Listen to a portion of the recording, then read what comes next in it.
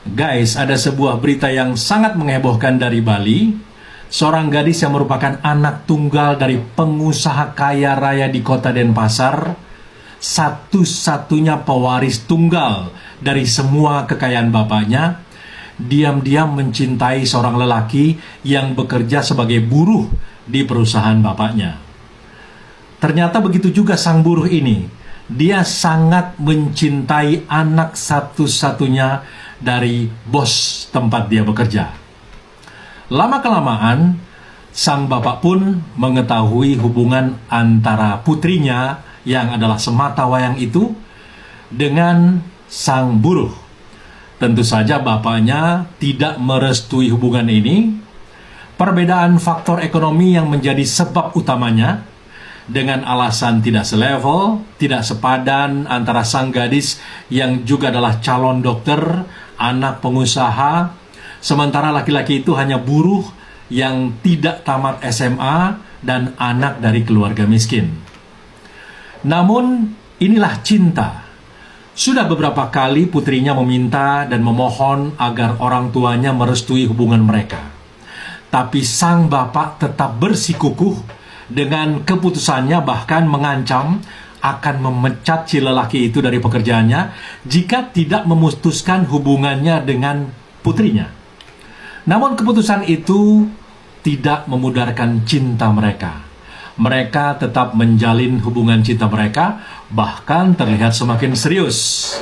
Mereka berencana untuk kawin lari.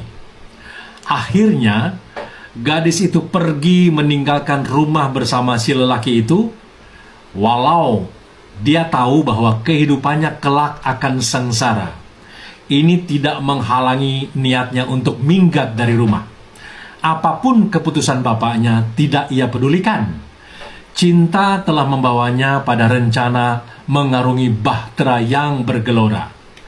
Bapaknya kebingungan, mencari kesana kemari.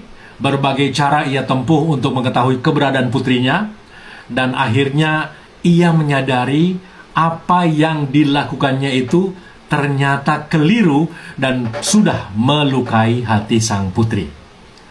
Dia pun segera menulis permintaan maaf di beberapa media sosial seperti Facebook, Twitter, WhatsApp, dan lain-lain. Bunyi pesannya itu seperti ini: "Anakku sayang, maafkan ayah nak. Ayah tahu cinta kalian tidak dapat dipisahkan. Pulanglah nak. Ayah merestui kalian."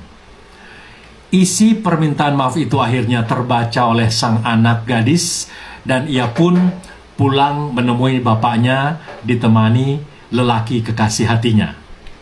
Tentu saja kedatangan mereka disambut dengan tangan terbuka oleh keluarga sang gadis. Dan hari pun berganti hari, persiapan pernikahan pasangan kekasih ini hampir rampung. Suatu hari sang calon pengantin tengah berada di salon rias di Jalan Gajah Mada Denpasar untuk ikut fitting ukuran baju pengantin mereka. Ketika si gadis ini tengah mencoba rias agung pengantinnya, sang lelaki kekasihnya ini pamit untuk membeli minuman di sebuah minimarket yang letaknya itu ada di seberang salon. Nah, ketika lelaki itu menyeberang jalan Gajah Mada, tanpa diduga, sebuah truk berkecepatan tinggi melintas dan menabraknya. Pemuda itu terpental cukup jauh. Sang gadis yang melihat kejadian itu segera berlari ke arah lokasi kecelakaan dan menangis histeris memeluk kekasihnya. Naas, pemuda itu langsung meninggal dunia di tempat kejadian. Darah terus mengalir dari tubuh pemuda itu, membasahi pakaian putih rias agung milik sang gadis, hingga akhirnya si gadis pun lama-kelamaan pingsan tak sadarkan diri. Besok harinya, jenazah lelaki kekasihnya itu dikebumikan. Malam setelah pemakaman, ibu sang gadis bermimpi didatangi seorang nenek tua yang menyuruhnya untuk segera membersihkan noda darah sang pemuda yang menempel pada pakaian putih rias pengantin sang gadis. Namun si ibu menganggap itu bukan sesuatu yang serius dan mengabaikannya. Namun, Pada malam kedua, giliran sang bapak yang bermimpi didatangi nenek tua yang sama yang juga memintanya untuk membersihkan noda darah itu. Karena merasa ada keganjilan, mereka pun mencoba menghilangkan noda darah itu. Namun apa yang terjadi?